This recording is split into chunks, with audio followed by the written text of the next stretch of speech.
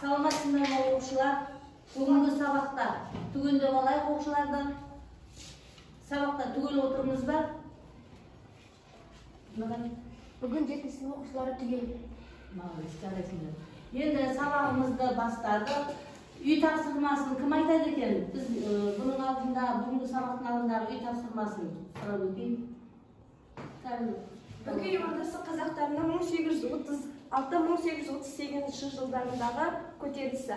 Енді мен сол үй тапсырмасына сендерге тест сұрақтарын дайындап келдім. Сиқырлы таяқша әдісі бойынша тест сұрақтарына, үй тапсырмасы бойынша тест сұрақтарын сұраймыз. Кім шығады сұраққа? Досмұрат шығады. Бөкей Ордасы қашан құрылды? Бөкей Ордасы 1801 жылы құрылды. Дұрыс, қазір тексеріп көрейік, Досмұраттың несін.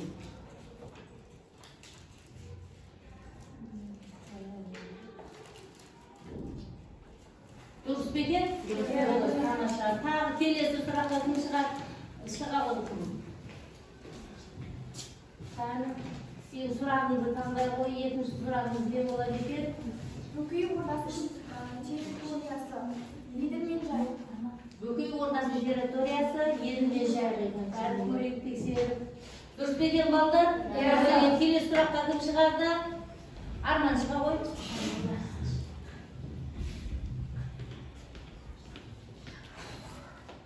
Сен сұрағыңды көрейік.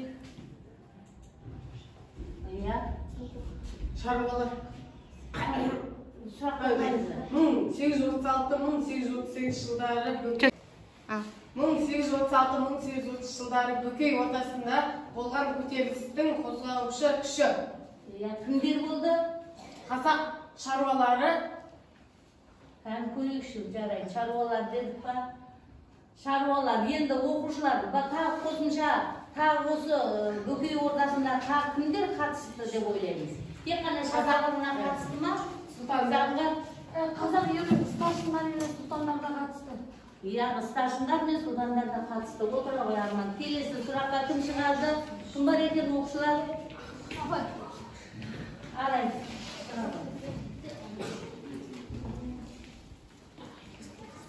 Сұрағыңды таңдай қойшы қазір. Саған қандай сұрақ сөз екен көрейік.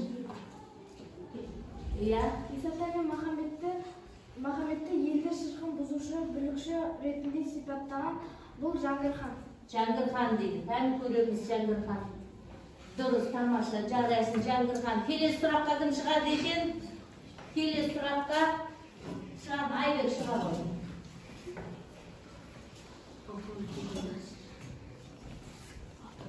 Көрейік біз енді Айбекті. Саған қандай сұрақ? Исатай тобындағы тас төбе түріндегі жеңілісі. Исатай тобының тас төбе түріндегі жеңілісі. Қай жер екен? Ақбұлақ. Ақбұлақтан көреміз сенің түріндегі жеңілісі 1833 жылы қараша айында. Қараша айында жүрген екен, жарайды, отыра ғой, тамаша. Келесі сұраққа кім шығады? Нұрай шыға ғой.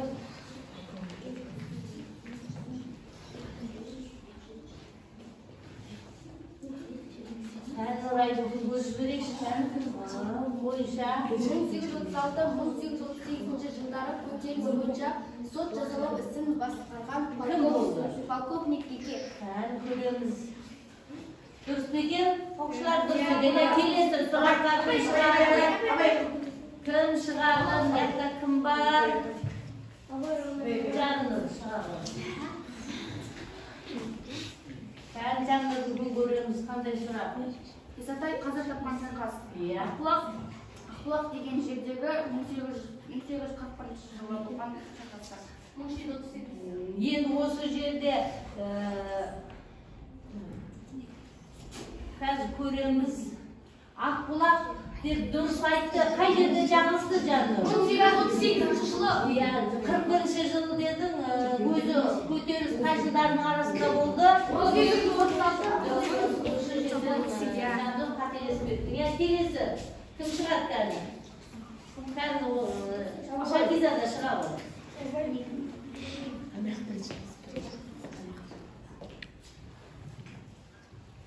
Ya, Tayyip Şahizada'mız sırada 1941 жылы Жаңгір хан өзінің жеке қаржысынан мектеп салдырды. не салдырды? Яғни мектеп дейді. Қан көреміз, тексереміз. Дұрыс па екен? Дұрыс, тамаша, жарайсың Шахизада. Енді тағы кім бар бізде? Оқушылар бір ғаным шыға ғой.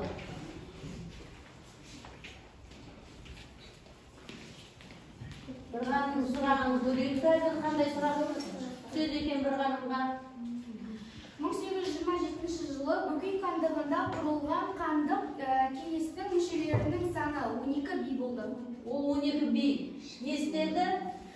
Осы Бөкей хандығының мүшесіне хандық болатынына қол қойды. Жарайды, қазір тексеріп көреміз. Қанша би қатысқан екен? 12 би. Дұрыс, тамаша отыра ғой. Балауса шыға ғой. Иә. Келесі сұраққа балауса шыға ғой. Қайын балаусаның сұрағын көрейін. Ішкі орданы құру туралы жарлыққа қол қойған орыс патшасы. Бірінші Павел. Яғни осы жердегі заңға, яғни заңға қол қойған кім екен? Көреміз. Дұрыс па екен? Дұрыс. Тағы кім шығады? Оқушылардан бар ма? Болды, мен сендерге 10 сұрақ дайындап алып келген. Тақырыбы Кенесары Қасымұлы бастаған азаттық қозғалыс. Сабағымыздың мақсаты Кенесары Қасымұлы бастаған азаттық көтерілісінің себеп салдарын анықтаймыз. Одан кейін оның тарихи маңызына баға беріп өтеді екенбіз. Бұл жерде халықтың қамтылатын зерттеу сұрақтарымыз халықтың отаршылдыққа қарсы ұлт азаттық көтерілісінің себеп салдарын біз білеміз, бүгін анықтаймыз. Және ұлт азаттық көтеріліс басшыларының рөліне баға беріп өтеді екенбіз. Ол бүгінгі біздің сабағымыз. Енді осы сабағымызға балдармен кішігірім видеоролик дайындап келдім. Кенесары хан туралы біз соны тыңдап алғаннан кейін ары қарай жалғастырамыз. Жақсылап тыңдаймыз оқушылар.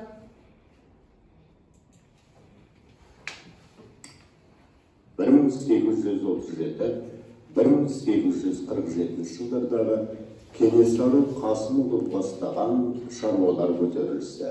19 ғасырдың 20 жылдары патша үкіметі Қазақстанда әкімшілік басқару жүйесін өзгертті.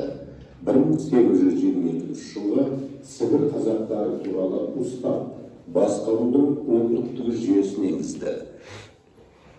Қазақтардың дәстүрлі көшіп қонатын жерлері тарылды. Ол жерлерге қазақтарды қоныстандыра бастады. Ол қазақ халқының наразылығын тудырды. Кенесары Қасымұлы бастаған көтеріліске дейін Қасым Төренің ұлы Саржан қазақ жерлерінің отарлау саясатына қарсы күреске шықты. Патшаның жазалаушы отрядтары ығыстырған Саржан сұлтан өзінің жолын қуушылармен бірге Қоқан бегінің көмегіне үміттеніп, Қоқан хандығына көшіп барды. 1836 жылы Саржан осында Қоқан басқарушысының нұсқауы бойынша жауыздықпен өлтірілді. Осы көтерілістер 19 ғасырдың 30-40 жылдарын қамтыған Кенесары көтерілісінің алғы шарттарын әзірлеуде белгілі рөл атқарды. Абылай ханның немересі, Қасым Төренің баласы, әуелде сұлтан, кейіннен хан Кенесары 1802-1847 жылдары бұрынғы Көкшетау облысының елді мекенінде дүниеге келген. Кенесары Қасымұлы көтерілісінің басты мақсатына келсек, Қазақстанның патшалы Ресейдің құрамына қосылып үлгермеген жерлердің дербестігін сақтау, қазақ жерінің бекіністер мен жаңа округтік билеу арқылы жан-жақты отарлауды, алым-салық жинауды тоқтату. Тағы бір мақсаты қоқандықтар тепкісіндегі қазақтарды азат ету. Қазақ хандығын құру. Кенесары Қасымұлы көтерілісі бүкіл Қазақстанды қамтыды. Кенесары құрған хандық биліктің ерекшелігі неде болды? 1841 жылы тамыз айында Кенесары хандық билікті қалпына келтірді. Кенесары хандығы қазақ қоғамының билік сотын жойып, оның орнына хандық сот енгізді. Арнайы қаржы мәселесімен айналысып, баж салығы мен алым салықты ретке келтіріп отырды. Кенесарының қатысуымен құрылған басқару ісі хандық кеңес қабылдаған шешімдердің орындалуын қадағалап отырды. Батырлар мен төлеңгіттер басқаруындағы әскери күш жасақталды. Әскерде қатаң тәртіп орнатылып, опасыздық үшін өлім жазасы берілді. Бұл ұлт-азаттық күрес Сырым, Саржан, Жоламан, Исатай мен Махамбеттердің күрес дәстүрін одан әрі жалғастырды. 1837 жылы Петропавл қаласынан шыққан керуенді қорғайтын Ақтау бекінісінің казактарына шабуыл жасап, тұңғыш рет қарулы қарсылық білдірді. 1838 жылы мамыр айында Ақмола бекінісіне шабуыл жасап, бекініс өртелді. 1838 жылдың желтоқсан айында Кенесарының Батыс Сібір генерал-губернаторы князь Горчаковқа және бірінші Николай патшаға хаттарды тапсыруға жіберген өкілдері тұтқындалды. 1843 жылы маусым айында бірінші Николай патша войсковой старшина Лебедев бастаған жазалау отрядын жіберсе, 1843 жылы тамыз айында Кенесарыға қарсы Сұлтан Жантөреұлы, Сұлтан Айшуақұлы, полковник Гетке және Бизановтар басқарған 5000-ді екінші топ ұйымдастырылды. Сонымен 1845 жылдың жазында көтерілісшілердің мақсаттарынан таймайтынына толық сенген патша үкіметі қазақ жерін бекіністер арқылы отарлауды жалғастырды. Кенесары қалыптасқан осы тұстағы жағдайды талқылау мақсатында 1845 жылы қазақ батырлары мен сұлтандарының қатысуымен жиын өткізді. Жиында қарастырылған негізгі мәселе патша үкіметінің қысымының салдарынан Сарыарқадан оңтүстік аудандарға ығысу туралы шешім қабылдады. Бұл шешімнің негізгі мақсаты Қоқан ханның езгісіндегі қазақ руларының дербестік алуына көмек көрсетіп, өзіне көмек жасау еді. Алайда күшін басым патшаның жазалау отрядтарына қарсылық көрсете алмай, Кенесары Қоқан ханның қол астындағы Қырғыз жеріне жақындады. Сол себептен 1847 жылы қазіргі Тоқмаққа жақын Майтөбе деген жерде қырғыз манаптарымен шайқаста Кенесары қолы жеңіліске ұшырап, өзі қаза болады. Көтерілістің жеңілуіне мынандай себептер болды. Бірінші, Ресей империясынан жеңілдіктер алған бір қатар жүзге бөлінген қазақ рулары көтерілісті Кенесарының өзін қолдамаған ауылдарға сұлтандар мен билердің орталықтанған феодалдық мемлекетті қалпына келтіруге мүдделі болмауы. Екінші, Қоқан және қырғыздармен біз бүгінгі сабақ туралы сендерге видеоролик арқылы шамалы да болса мағлұмат алдық. Енді оқулықтарындағы 88-ші беттегі Кенесары Қасымұлы бастаған ұлт-азаттық қозғалысты ашамыз, оқулықпен езер жұмыс жасаймыз балдар. Енді бұл жерде ой қозғау, яғни жаңа сендерге видеоролик арқылы мен не бердім, шағын ақпарат бердім. Соған қарай оқулықпенен танысып, мәтінмен танысамыз. Қазір қосымша мәліметтерді, алдарында қосымша мәліметтерді пайдалана отырып, біз не істейміз? Топтан сұрақтар арқылы тағы да жұмыс жасаймыз. Бұл жұмысты жасауда қазір сендерге мәтінмен жұмыс жасауға 7 минут жаңа видеоролик көрдік, 5 минут енді соған қосымша мәтінге 2 минут танысаңыз. Кенесары Қасымұлы туралы, содан кейін мына сұрақтарға жауап беруге тырысайық. Түсінікті ма? Кәні барлығымыз көтеріліс айында соның себептері, мақсаттары, көтерілістің шығу себептері келе байланысты. Мұның алдындағы сабақтарымыз сырымдар бастаған көтеріліс, кешегі Исатай мен Махамбет бастаған көтерілістердің шығу себебі, бұл көтерілістердің барлығының шығу себебі неде деді? Бұл көтерілістердің шығу себебі 1822 жылы Сібір қазақтары деген жазылды. Сібір қазақтарын, Сібір қырғыздарының болмаса қазақтарын сол кездегі атауы бойынша жарғысында. Яғни ол жарғыда не айтылды, патша үкіметі не қандай мәселелерді алып тастады, болмаса ұсынды. Жарғыда не қамтылды, қандай мәселе көтерілді, Нұрай? Бұл жерде хан билігін алып тастауды. Бұл жарғыда хандық билікті алып тастау қарастырылған болатын. Кәні барлығымыз мәтінмен жұмыс жасайық. Кенесарының көтерілісінің шығу себебіменен.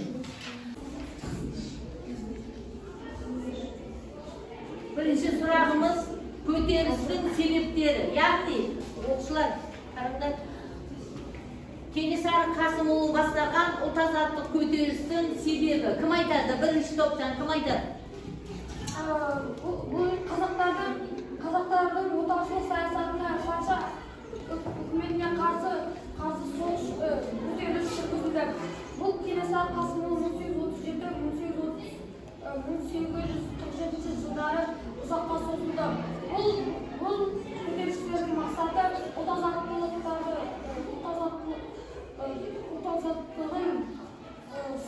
елдің сақтау еді.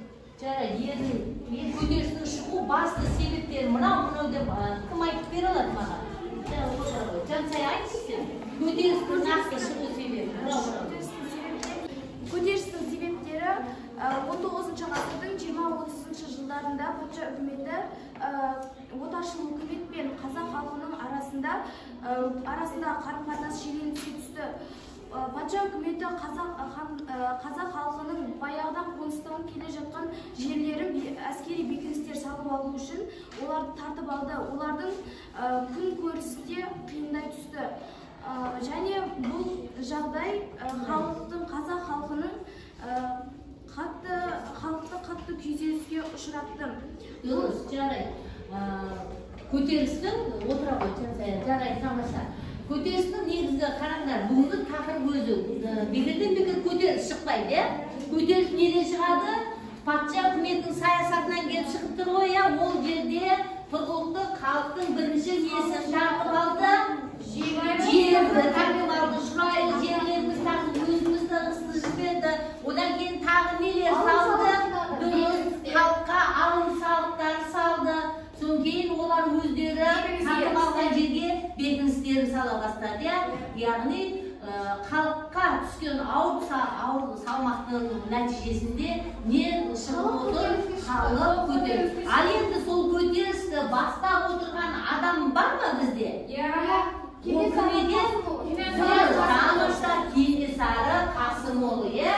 Дұрыс, көтерілістің себептерін біз талдап алдық. Келесі сұрағымыз, менің сендерге дайындаған келесі сұрағым не екен енді? Бірінші топтан кім жауап береді? Көтерілістің қозғаушы, яғни әрбір көтеріліске қатысатын адамдар бар, соған көтерілістің шығуына түрткі болып отырған адамдар туралы. Қозғаушы кісі ретінде қарапайым халықтар, старшындар мен билер және де батырлар, тіпті 300-дің атақты батырлар да қатысты. Атақты батырлары және билері, сұлтандар да қатысқан екен. Дұрыс, тамаша, Нұрай. Қараңдар, мәтінде осылайша қарасаңдаршы. Оқушылар, көтерілістің шығу себебін біз ойлаймыз, қарапайым халық бастап шығады, солардың қозғаушы күш болып. Ал енді бұл жерде қазір Нұрай айтып отыр, бұл көтеріліске тек қана қарапайым халық шаруалар ғана емес, кімдер де қатысқан ал енді олар не үшін шықты көтеріліс? Оларға әлеуметтік жағдайы, олар нашар емес қой. Олар не үшін көтеріліске шыққанда сол көтерілісті қолдады бұл кісілер? барлығы болмаса да. Ал Арай? Халық қиналып кеткендіктен оларда халықтың көмектесу үшін Дұрыс, мағыл Арайдікін де дұрыс деп қабылдайды. Халық қиналып кеткеннен кейін соларға көмектесу үшін. Тағы қандай отыра қойған? Тағы кімде қандай пікірлер бар? Ал балауса? Қазақ халқын патша үкіметінің билігінен жойып өздері жеке мемлекет болу. Жарайды, жеке мемлекет болайық деп армандады, дұрыс. Ал тағы кімде қандай пікір бар? Мына қозғаушы күштері сипаты деп отыр, иә? Жаңа мен тек қарапайым халықты ғана ұмытқан жоқ, бұл жерде біз түсініп өтейік. Билер де сұлтандар да осыған жаңа көмектесіп қатысқан екен. Себебі оқушылар, мен шамалы сендерді түсініп беріп кетейін, себебі олар да қандай жерден айырылып отыр, өздерінің ата бабасының жерінен бұрыннан қоныстанып өмір сүріп келе жатқан жерінен патша үкіметі өздерінің бекінісін салу үшін оларды да көшірген жоқ па, ығыстырды, кім өзінің отырған жерінен айырылғысы келеді. Міне, сондықтан осы көтеріліске көмек ретінде сол кезде билер де, старшындар да, ішінде сұлтандар да қатысу себебі. Түсінікті болды ғой, иә? Жарайды, тамаша. Келесі сұрағымызды көріп берейік. Енді бірінші топ көтерілістің басты мақсаттары. Біз қазір ғана айтып өттік, соны нақтылайтын оқушы бар ма? Бірінші топтар. Досмұрат, айтамыз. патша үкіметі тартып алған ата-қонысын қайтарып алу және округты тарату, отаршылар енгізген алым салықты жою қазақ хандығын қайта құру еді. Қазақ хандығын қайта құру еді. Түсінікті болды ма? Түсінбей қалған жерлерің бар ма? Түсінікті болды, отыра ғой. Бұл жерде мен сендерге бірінші сұрақ бойынша жарай 20 ұпайларды беріп отырам. Екінші сұрағымызға 30 балдық жүйе бойынша толықтыру енгізуге тура келді. Үшінші соңғы сұрағымызға 30, алғашқы екеуіне 20 балдан бердім. Келесі, бұл сабақ үстіндегі сыныптағы мәтін талдауымыз. Келесі сабағын, келесі бөлімді өтеміз.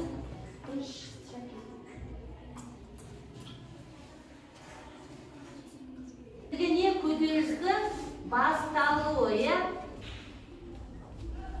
көтерілістің басталуында бұл тақырыбымыз, енді тақырыптың сұрақтарына келсем. 20-шы сұрағымыз, 20 балдық жүйеде қандай екен? Кенесары Қасымұлы Батыр, қолбасшы, мемлекет қайраткері.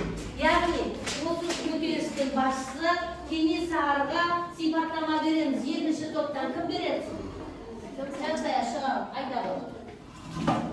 Құралайды көзге атқан мерген бала кезінен ат құлағында ойнаған қанжығасы қанда ғажайып аңшы қара қолдау қақ жарған әділдігімен ерік шегері қажымас қайратымен қайтпас қайсар қаһарманымен танылған. Жарайды, Жансая бізге қазір кімге сипаттама берді? Отыра ғой Жансая. Енді Кенесарының басқа топтан Жансаяның сипаттауы бойынша қандай адам болған екен? Досмұрат, айта қойшы. Қаһарман батыр, қолбасшы, дипломат, аса көрнекті тұлға, мемлекет қайраткері деген сөз бір. Дипломат дейді, оны қалай түсінеміз, кім айта түсіндіреді? Яғни, бұл жерде Кенесары ханның бойындағы барлық жақсы қасиеттері беріп отыр, яғни келісім жүргізе алады. Жаңағы басқа топтарды сол өзінің басшылығындағы көтерілісте сол жерде ұйымдастыра алады. Келісімдерді, түрлі келісімдерге қол қоя алады. Біз сабақ басында айта кетеміз, Кенесары хан мәтіндерінде тақырыпта да бар. Кенесары хан кімге хат жазған? Кімдерге?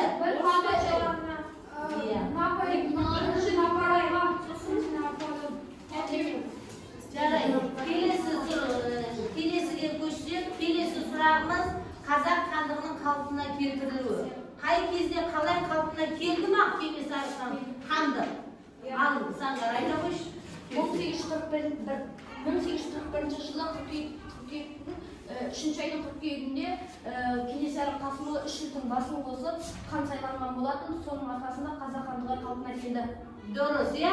Ал қай кезде осы орта жүзде хандық билік жойылды? Қай жарлыққа байланысты жойылды? Сібір қазақтар кеңесі. Ол қай жылы? Кім айтады? 1822 жылы Сібір қырғыздарының жарғысы бойынша патша үкіметі орта жүзде қандай билік тастады? Хандық билік тастады.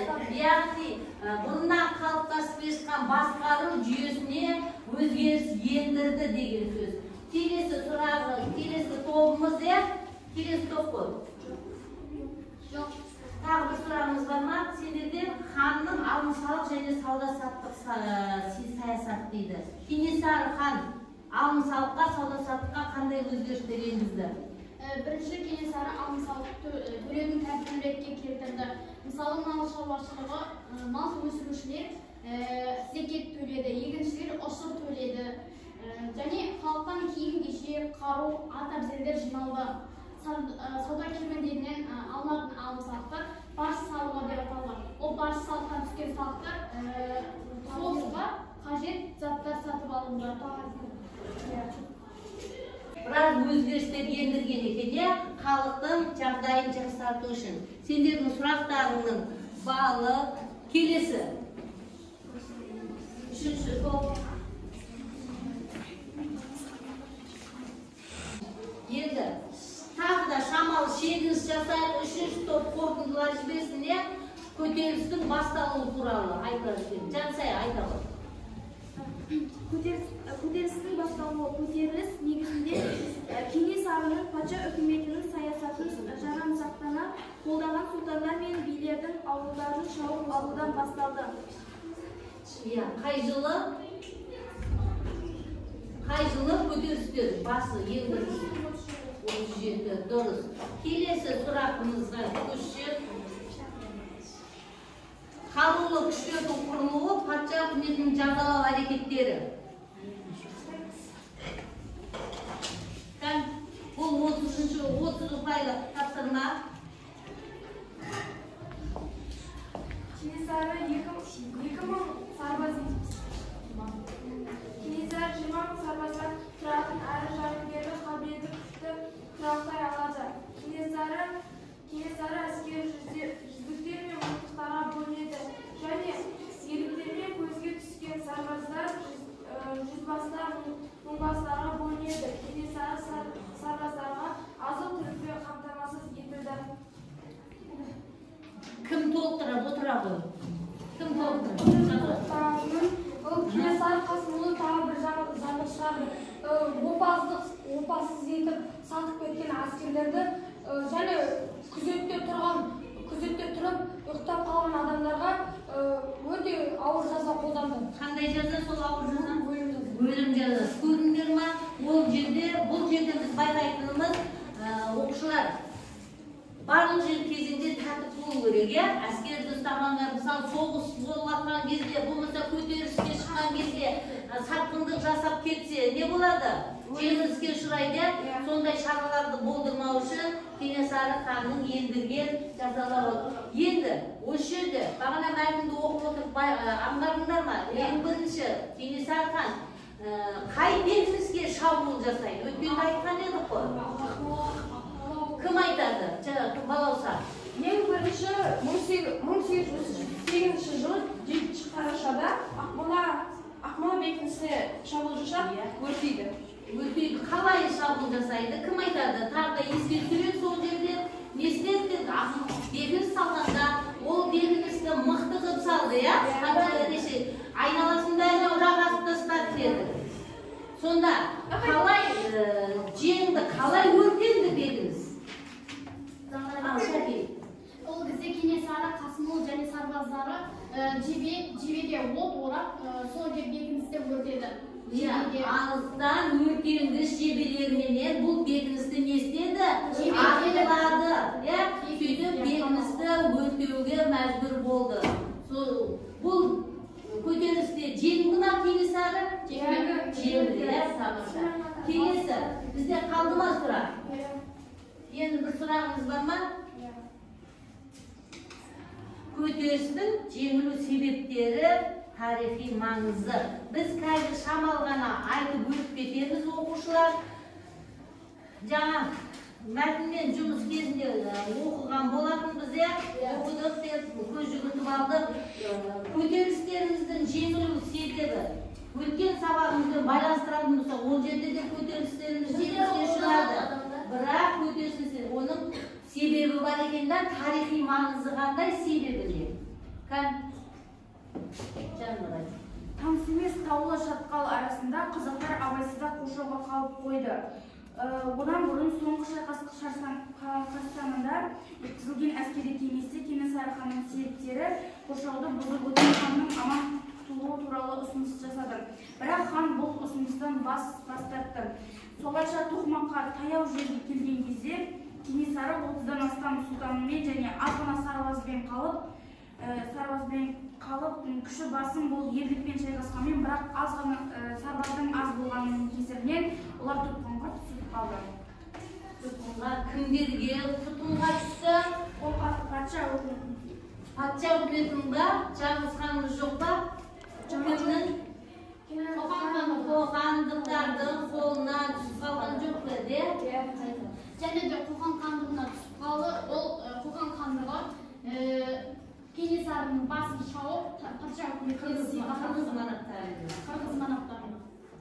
Олар дестеді, қырғыз манақтары, Кенесары оларды патшалық Ресейге қарсы бірігіп күресейік деп шақырды, бірақ олар не қылды? Сатқындық жасап кетті. Патша үкіметіне жағымпаздану үшін олар Кенесарының жаңағы сарбаздардың көбісі қырылып, атқана сарбазбен өзін не істейді? Қинабөлдеп алып кетеді. 2-3 айда Кенесары хан ешқандай берілмегендіктен олар Кенесары ханның басын кесіп, жаңағы оқушылар, қазір біз бүгінгі сабақ туралы кішігірім болса да бір-бірімізбен мағлұмат алдық.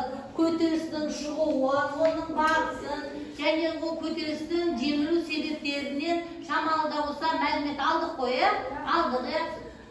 Бұл көтерілісте негізі, оқушылар, мен сендерге айта кететінім, алдын Кенесарының ағасы Саржан бастаған болатын, ол да осы көтерілісті.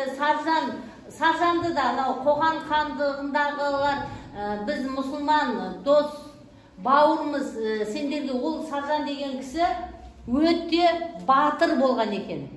Оны ешқандай жау ала алмаған екен, оның ауылына ешкім тие алмаған екен. Өйткені ол өзінің ауылын өте батырлықпен қорғап отырған екен. Бұл Саржанды өзінің батырларыменен, қасындағы белеріменен Қоқан хандығы алдап, біз бауырмал халықпыз, біз сендерге қонақасы берейік, күтейік деп тамаққа шақырады. Саржан өзінің қасында атақты адамдармен барады. Сол жерде не істейді? Саржанды, ағасын, Кенесары ханның ағасын Саржанды жауыздықпенен өлтіреді. Қасындағы адамдардың бәрін өлтіреді. Міне, көтерілістің бірден-бір, Кенесары ханның көтерілістің бірден-бір шығуына да бұл себеп болды. Яғни ағасының өлімі себеп болды. Одан кейін олар келді дағына Саржанның жазалаушы Ресей, патшалық Ресей тарапынан Саржанның ауылына келіп, ауылының бәрін қырып, жойып, өртеп кетеді. Тыңдап отырмыз ба, оқушылар? Яғни бұл жерде көтерілістің тағы да шығуына қаншама себептер болып жатыр екен. Кенесары хан ашынып, ол да ағасының жолын қуып, елін, жерін қорғау үшін, жаңағы мүмкін болса, азап болсақ екен деген мақсаттарда көтерілісті бастап шықты. Одан кейін Кенесары ханды бағана мен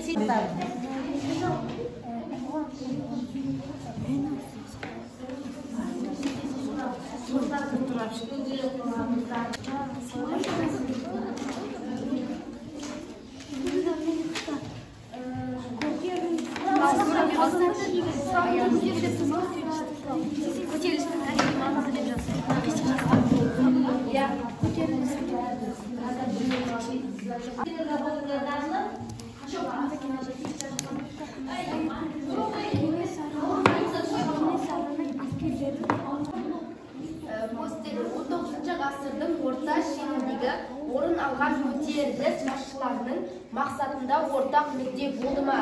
Мүдде болды, өйткені қазақтардың патша үкіметі тартып алған атамекен қонысын қайтарып алу еді. Және отаршылар енгізген алым-салықты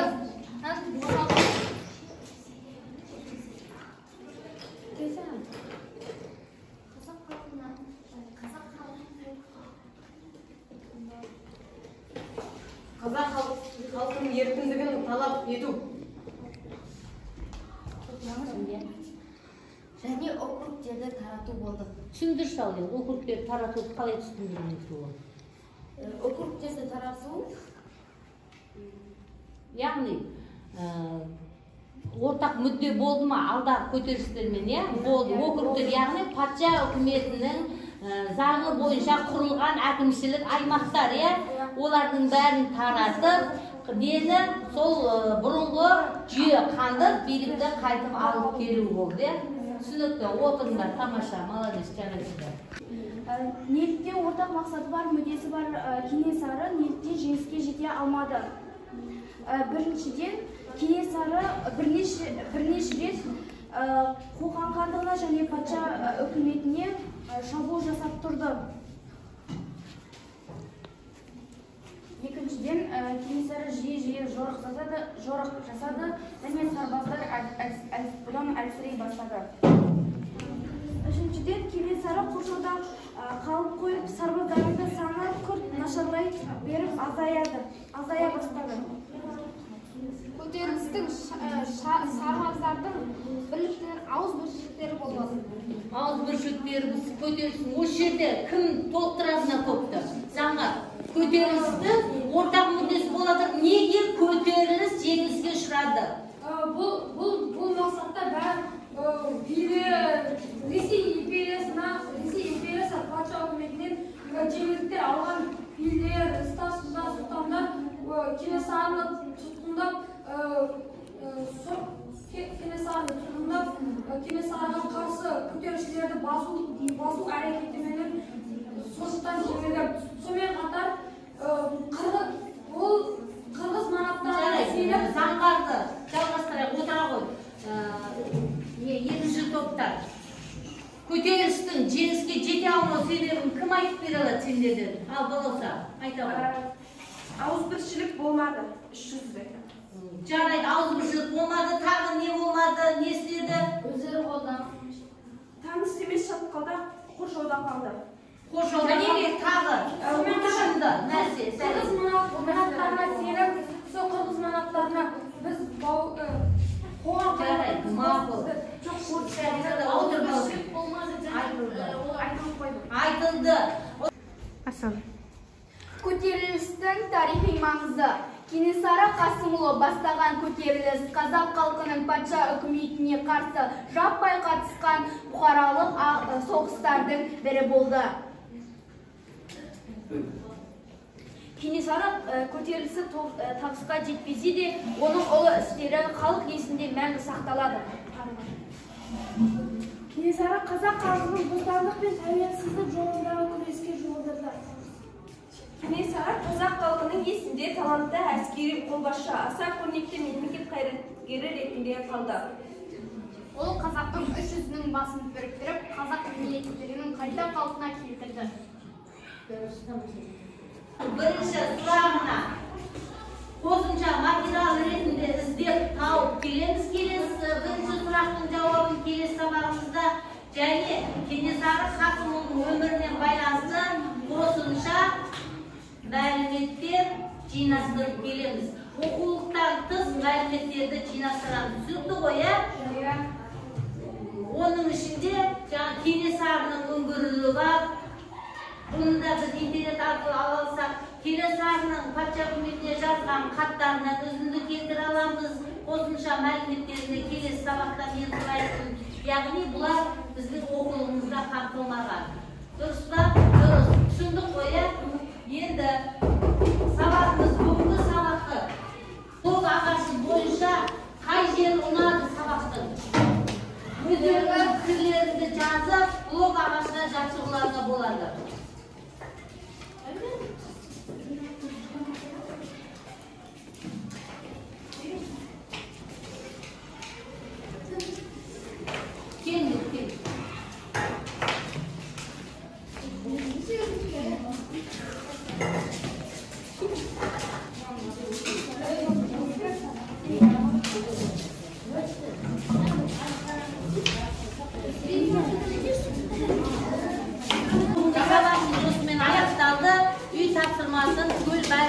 баштап келуге тырысамыз. Жарайбы ма?